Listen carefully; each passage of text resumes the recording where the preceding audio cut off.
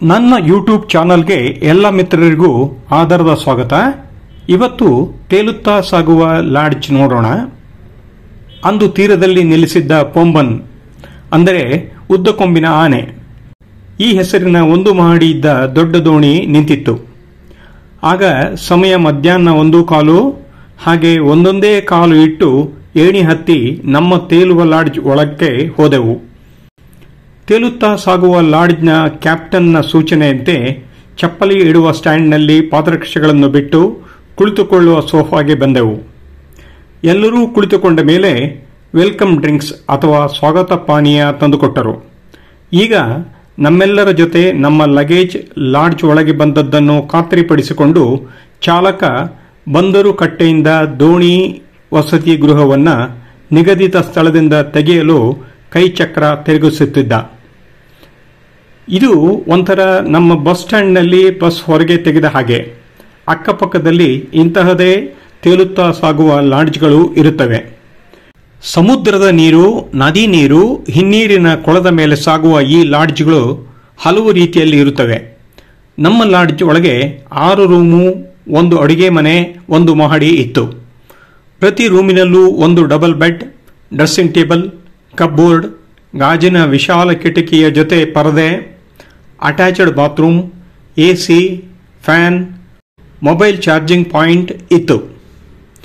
ಕೊನೆಯ ರೂಮಿನ ಪಕ್ಕದಲ್ಲಿ ಮಹಡಿಗೆ ಮೆಟ್ಟಿಲುಗಳು, ಅದರ ಪಕ್ಕದಲ್ಲಿ ಸುಸಜ್ಜಿತ ಅಡುಗೆ ಮನೆ ಸಹ ಇತ್ತು.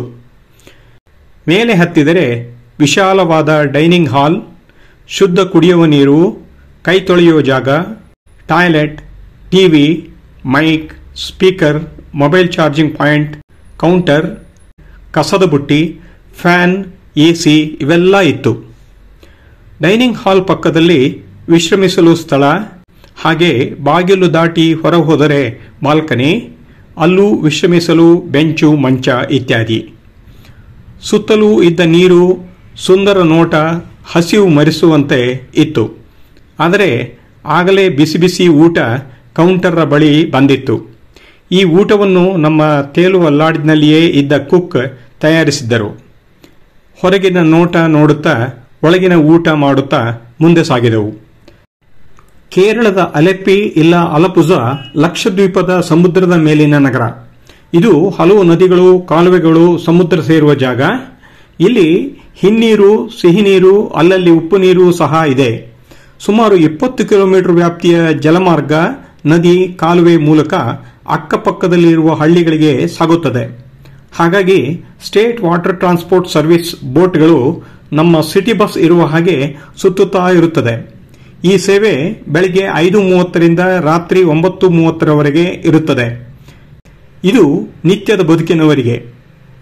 ಆದರೆ ಪ್ರವಾಸಿಗಳಿಗೆ ವಾಸಿಸುವ ತೇಲುವ ಲಾಡ್ಜ್ಗಳು 1 ರೂಮಿನಿಂದ ಹಿಡಿದು 12 ರೂಮಿನವರೆಗೂ ಇರುತ್ತದೆ. ಇದರ ಮಧ್ಯೆ ಸ್ಪೀಡ್ ಬೋಟ್ನಲ್ಲಿ ಬಂದು ಐಸ್ ಕ್ರೀಮ್, ತಿಂಡಿ ತಿನಿಸು ಇವುಗಳನ್ನು ದೊಡ್ಡ ದೊಡ್ಡ ಬೋಟ್ನ ಪ್ರವಾಸಿಗಳಿಗೆ ತಂದುಕೊಡುವುದೂ ಇದೆ. ಆದರೆ ನಮಗೆ ಸಂಜೆಯಾಗುತ್ತಿದ್ದ ಹಾಗೆ ಬಿಸಿ ಬಿಸಿ ಪಕೋಡ, ಚಾ, ಹಾಲು ಬಂತು.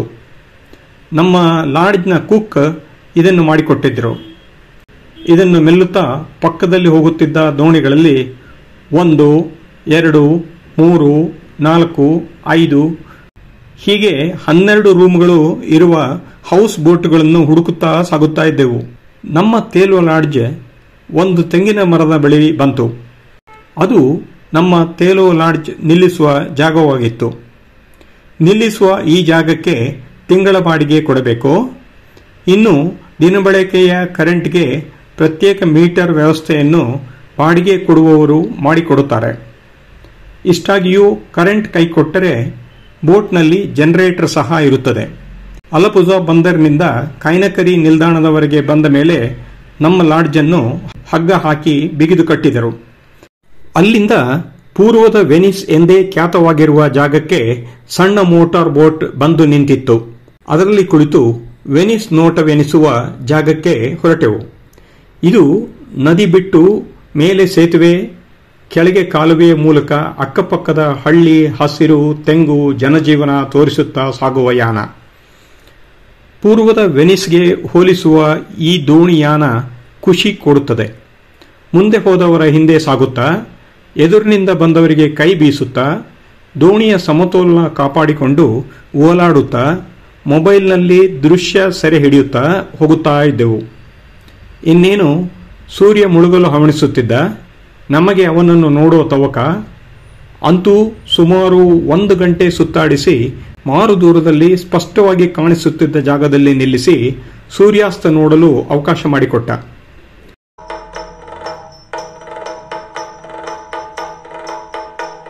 ನಂತರ ನಮ್ಮ ತೇಲುವ ಲಾಡಿ ತನಕ ತಂದು ಬಿಟ್ಟು ಕತ್ತಲಾಗುತ್ತಿದ್ದ ಹಾಗೆ ಸಣ್ಣ ದೋಣಿಯವನು ತನ್ನ ಮನೆ ಕಡೆ ಹೊರಟ.